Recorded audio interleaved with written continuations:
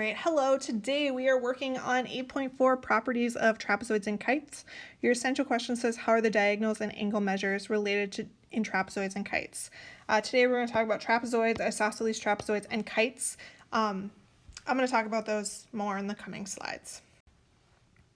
The first thing we're going to talk about is trapezoid. It's a quadrilateral, so it has four sides with exactly one pair of parallel sides. The parallel sides are called the bases. Notice these ones are parallel because they have the little triangle on them. And then the other two sides are called legs. They're not parallel. We also have these little things called base angles. Essentially, they're just the angles of your triangle. The top two go together, kind of the bottom two go together. You could call these like upper base angles, and these ones lower if you want, but it doesn't really matter. For an isosceles trapezoid, it's a trapezoid just like the one above, only now it has congruent legs.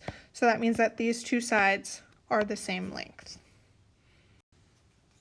All right, for isosceles trapezoids, we have two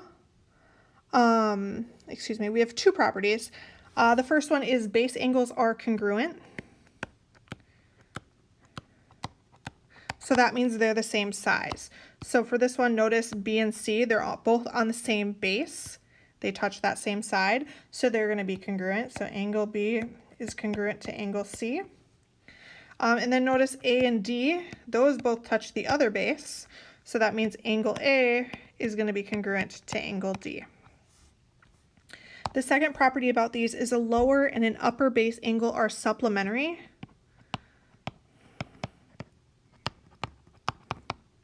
Which is just a fancy way of saying that they add to 180.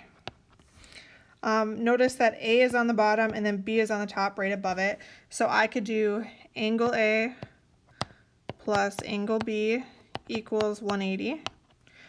You could also do this with angle C and angle D. So angle C plus angle D equals 180.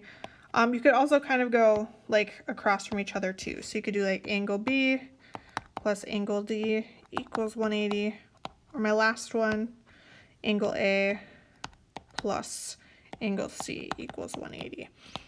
Just as long as you have one from the top and one from the bottom, they will add to 180. All right, we're going to go ahead and find the measures of all of our indicated angles. So the first thing I know is that we have this base angle here that's 60 degrees. Remember, the one that's on the same side of it, on the same base of it, is also 60. So this one here is going to be congruent. It's also going to be 60. And then remember, if I take an angle from the bottom and an angle from the top, they should add to 180. So angle A plus angle B should equal 180. I know angle A is 60, so we really have 60 plus angle B equals 180. To get rid of 60, we're going to go ahead and subtract it from both sides. And I get angle B equals 120. Now remember, angle B is along this base up here, and so is angle C, so those two are the same size. So this one is also 120. Essentially, when you do these problems, one of your angles should be given to you. You should be able to just subtract that angle from the other one, or from 180, to find your missing angle. All right, the next thing we're going to talk about is a kite. A kite is a quadrilateral that has two pairs of consecutive congruent sides, but opposite sides are not congruent. Essentially, you'll have kind of two shorter sides that are the same, and then you'll have two longer sides that are the same. Your kite generally looks like this diamond shape. All right, the kites have two properties. The first one is that your diagonals are perpendicular.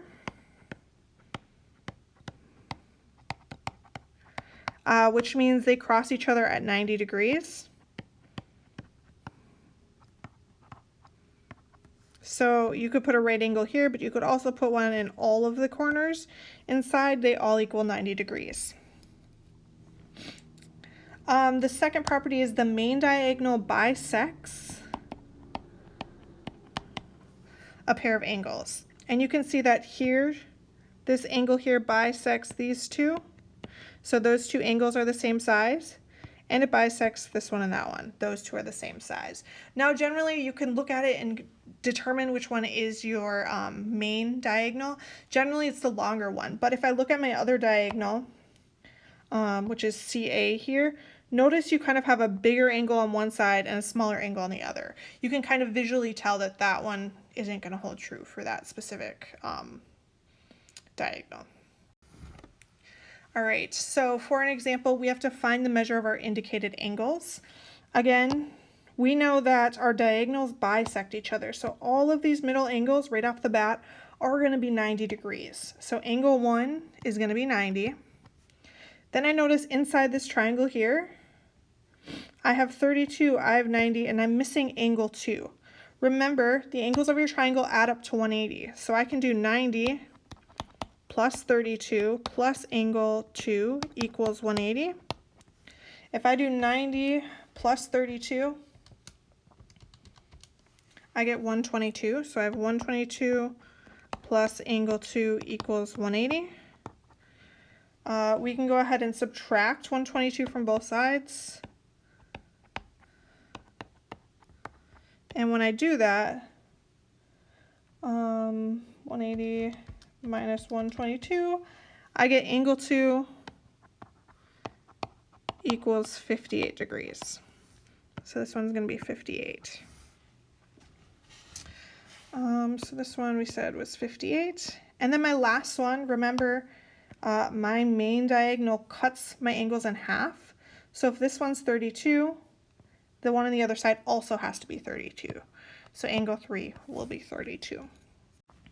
All right, that is all I have for you for kites. That's also all I have for you for geometry for the year.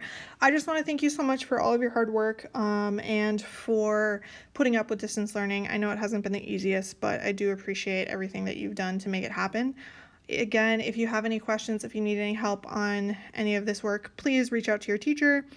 We miss you and we hope you're doing well. And I just want to say thanks for a great year, guys. As always, thanks for watching.